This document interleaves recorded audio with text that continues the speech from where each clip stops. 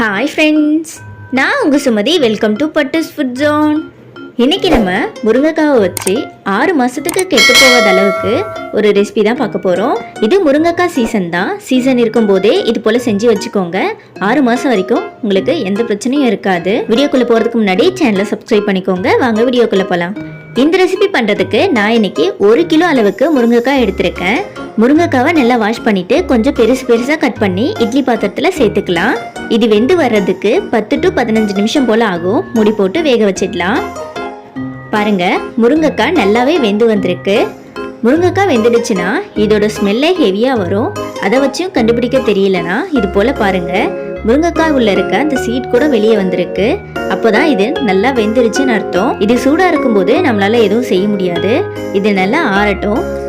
இது கம்ப்ளீட்டா ஆறி வந்திருக்கு. இப்போ இது போல லைட்டா எடுத்தீங்கனாலே பிரிஞ்சிட்டு வந்துடும். இதை ஒரு ஸ்பூன் வச்சுட்டு நம்ம உள்ள இருக்க பல்பை மட்டும் வெளியே எடுத்துக்கலாம். நீங்க கையால எடுக்கும்போது அந்த அளவுக்கு பெர்ஃபெக்ட்டா வராது.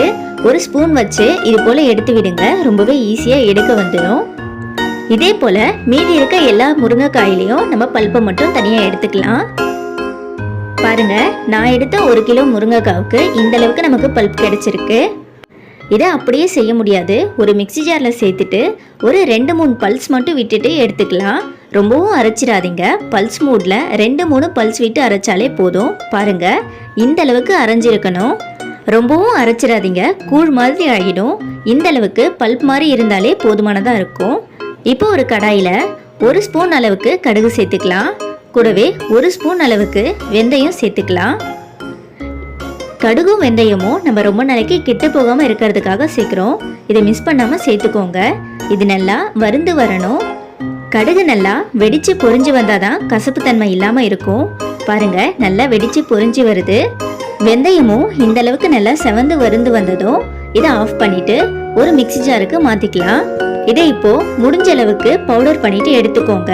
ரொம்பவும் கொரகொரப்பா இருக்கக்கூடாது. இந்த அளவுக்கு இருந்தா கரெக்டா இருக்கும். இப்போ அதே கடாயில 100 ml அளவுக்கு சமையல் எண்ணெய் சேர்த்துக்கலாம்.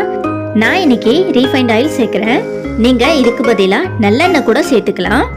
எண்ணெய் நல்லா காஞ்சதும் 1 ஸ்பூன் அளவுக்கு கடுகு சேர்த்துக்கலாம். கடுகு நல்லா பொரிஞ்சு வந்ததும் இது கூட 1 கை அளவுக்கு தோல் உரிச்சிட்டு நசுக்கின பூண்டு சேர்த்துக்கோங்க. இந்த ரெசிபிக்கு பூண்டை தோலோட சேர்க்க கூடாது. தோல் உரிச்சிட்டு நல்லா இது போல தட்டிட்டு சேர்த்துக்கணும்.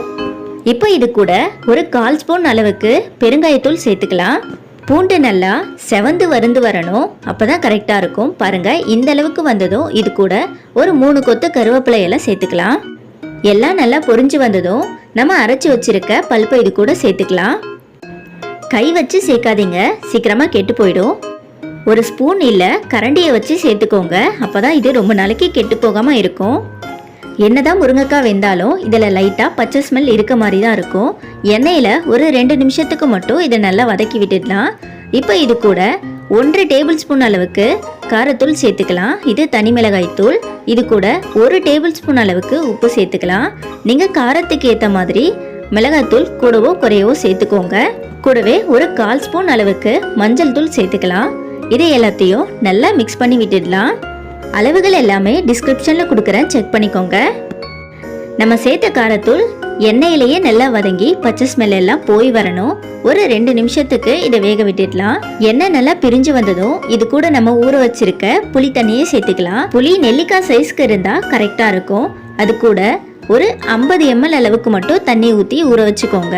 நம்ம முருங்கைக்காய் வேக வச்சோம் இல்லையா, அந்த தண்ணியும் இட்லி பாத்திரத்துல இருக்கும். அதையும் சேர்த்துக்கோங்க. இதுக்கு மேல எக்ஸ்ட்ரா எதுவும் தண்ணி சேர்த்துறாதீங்க. 50 ml தண்ணியே கரெக்டான அளவா இருக்கும்.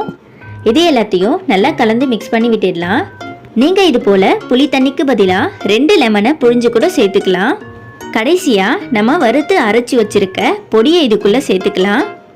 இதையும் நல்லா கலந்து விட்டுடலாம். நம்ம ஸ்டார்டிங்ல 100 ml அளவுக்கு தான் எண்ணெய் சேர்த்திருந்தோம். இப்போ எக்ஸ்ட்ரா ஒரு 50 ml அளவுக்கு சேர்த்துக்கலாம். நீங்க ரொம்ப நாளைக்கு ஸ்டோர் பண்ண போறீங்கன்னா இந்த எக்ஸ்ட்ரா ஆயிலை சேர்த்துக்கோங்க. அப்படி இல்லைன்னா இந்த எண்ணெயை சேர்க்க வேண்டாம், விட்டுடலாம். நம்ம சேர்த்திருக்க எண்ணெய் எல்லாம் நல்லா பிரிஞ்சு வரணும். ஒரு மூடி போட்டு மூடி 5 நிமிஷத்துக்கு லோ ஃப்ளேம்லேயே வேக விட்டுடலாம். அப்பப்போ மூடியை ஓப்பன் பண்ணி கிளறி விடுங்க, இல்லைன்னா அடி பிடிச்சிரும். பாருங்க, நம்ம சேர்த்த எண்ணெய் எல்லாம் பிரிஞ்சு நல்லா ரெடியாகி வந்திருக்கு. இதை ஊறுகான்னு சொல்லலாம், தொக்குன்னு சொல்லலாம். இந்த ரெசிபியை நீங்கள் சாதம், சப்பாத்தி, இட்லி, தோசைன்னு எல்லாத்துக்குமே சாப்பிடலாம். இட்லி தோசைக்கெல்லாம் அடி தூளாக இருக்கும். அவ்வளோதான், ரெடி ஆயிடுச்சு. ஸ்டவ் ஆஃப் பண்ணிட்டு சுட சுட சூடான சாதத்துக்கு சர்வ் பண்ணுங்க. ரொம்பவே சூப்பராக இருக்கும். நீங்கள் இது போல ஒரு கண்டெய்னரில் ஸ்டோர் பண்ணி வச்சுக்கிட்டு ரொம்ப நாளைக்கு யூஸ் பண்ணலாம், கெட்டே போகாது. நீங்களும் இதே போல நான் சொன்ன அளவுகளோட இந்த ரெசிபியை ட்ரை பண்ணி பார்த்துட்டு எப்படி வந்திருக்குன்னு மறக்காம கமெண்ட்ல சொல்லுங்க. வீடியோ பிடிச்சிருந்தா லைக் பண்ணிட்டு உங்க ஃப்ரெண்ட்ஸ் அண்ட் ஃபேமிலிக்கு மறக்காம நம்ம சேனலை சப்ஸ்கிரைப் பண்ணிக்கோங்க. பாய்.